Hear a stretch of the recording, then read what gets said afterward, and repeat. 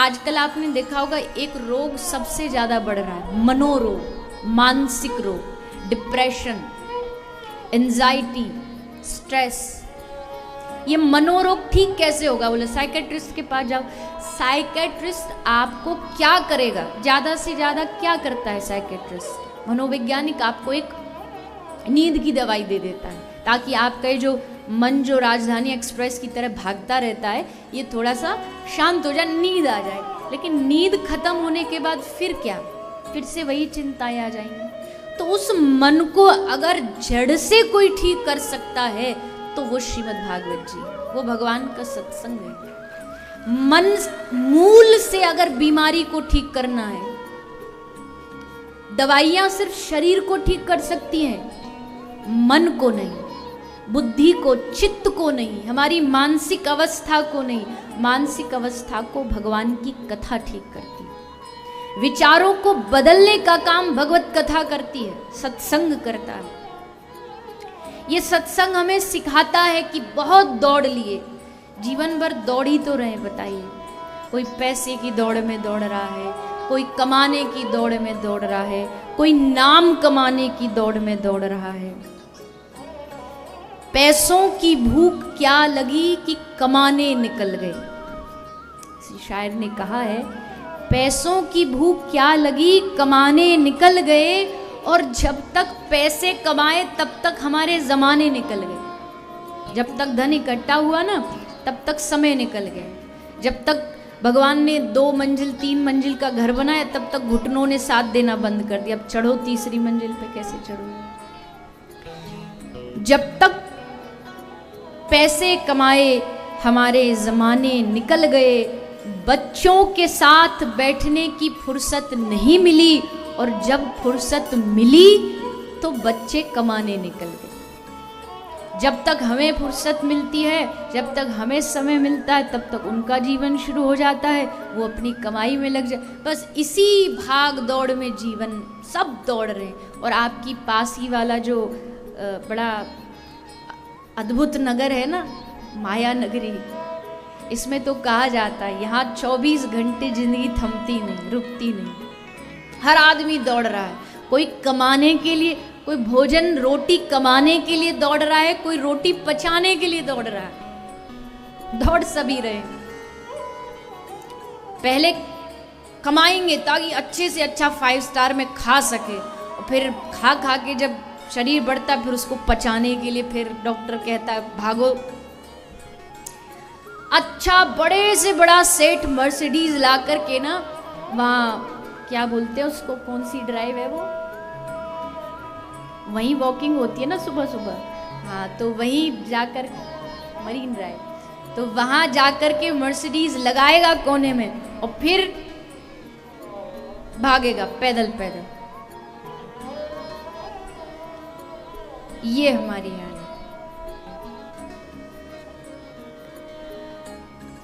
मैं देखिए, मैं कितना भी कहूँ कि सब माया मोह से दूर हो जाइए, तो ये बात शायद सबको नहीं जचेगी। अजी हमारा तो घर है, परिवार है, ठीक है, तो मना किसने किया है?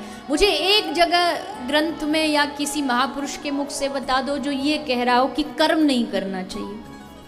करिए कर्म। गृहस्थ धर्म है तो गृहस्थ धर्म को चलाने के लिए धनोपार्जन भी करना पड़ता है, धंधा भी करना पड़ता है, तो करिए, कौन मना कर रहा है। लेकिन केवल उसी में लग जाना, आए थे हरि भजन को और ओटन लगे कपास, आए थे उद्देश्य कुछ और लेके उद्देश्य कुछ और बन गया। ये एक आपका हमारा जीवन का एक साइड का काम है, मुख्य नहीं है। हमने इसको मुख्य, धर्म को दिखावे की वस्तु बना दिया, और जो भक्ति है भक्ति उसे दिखावे की वस्तु, और जो माया उसको अपने अंदर एकदम घोट के पी गई, उल्टा कर लिया। लेकिन होना उल्टा चाहिए। कमाई जरूरी है, संबंध निभाने जरूरी है, तो बाहर से निभाते रहिए। भगवान श्री कृष्ण गोपी को कहते, गोपी तू अपना तन और धन संसार को दे दे। तन से संसार की सेवा कर, धन संसार को जो जरूरत है दे दे, लेकिन जब मन देने की बारी आए तो मन उसी को देना चाहिए जो मन को संभाल के रख सके, और मन को संभालने वाला केवल और केवल मनमोहन है, जिसका नाम ही मनमोहन है।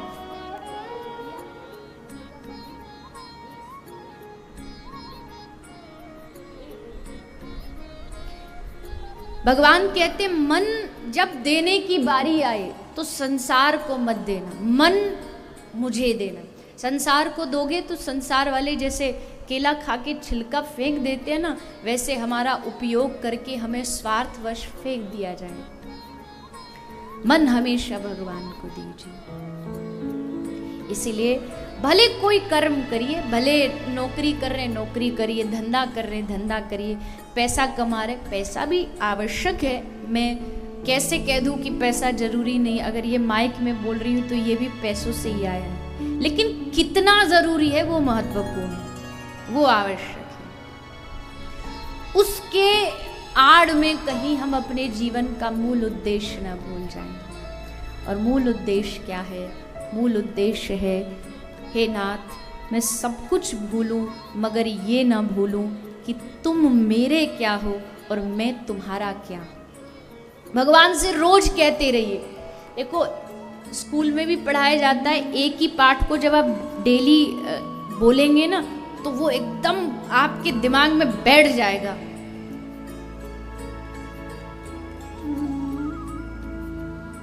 बोलने से वो चीज एकदम बुद्धि में बैठ जाती है। इसलिए भगवान के सामने रोज कम से कम एक बार तो जरूर कहिए कि हे प्रभु तू मेरा है, मैं नहीं हूं उनके। अभी कोई पत्नी को पूछे ना ये पत्नी किसकी है तो फटाक से बोलोगे मेरी है। भगवान के लिए फिर क्यों कंजूसी?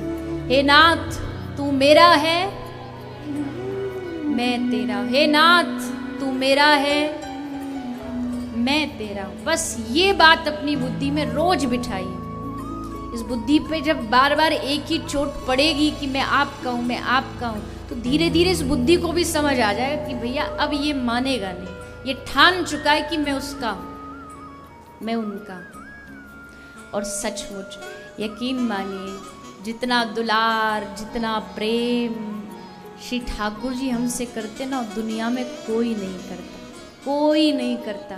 हम कहते इस दुनिया में सबसे निस्वार्थ प्रेम जो होता है माँ का होता है, कहते हैं ना ये माफ करना, लेकिन उससे भी अधिक किसी कोई हमसे प्रेम करता है ना तो हमारे ठाकुर जी करते हैं। मेरी बात से कुछ लोग ना भी सहमत हो, पर मेरा मानना है 9 महीने गर्भ में अंधकार में जब हम चीख चिल्ला रहे थे, कौन था हमारी वाणी सुनने वाला?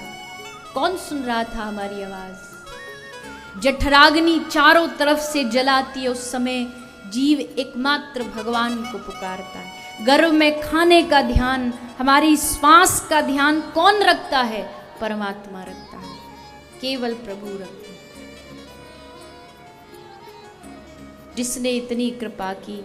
अजी कोई हमारे जन्मदिन पर एक घड़ी देता है, हम उससे लाख बार धन्यवाद देते, बड़ा बड़ा धन्यवाद, इतनी महंगी घड़ी आपने दी।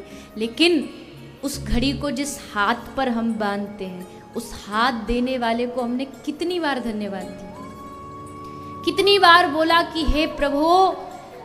कोविड में एक सांस खरीदने में देखा ना कैसी हालत खराब हो गई।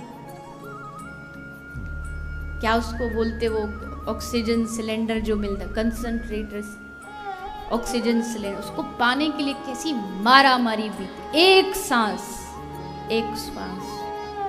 अभी बैठे हो यहाँ पे, श्वास जा रही है आ रही है, कोई पैसा नहीं लग रहा, मुफ्त में फ्री में। इस शरीर की कीमत डॉक्टर एक लिवर देने के लिए किडनी देने के लिए पता है ना करोड़ों रुपया लग जाते हैं।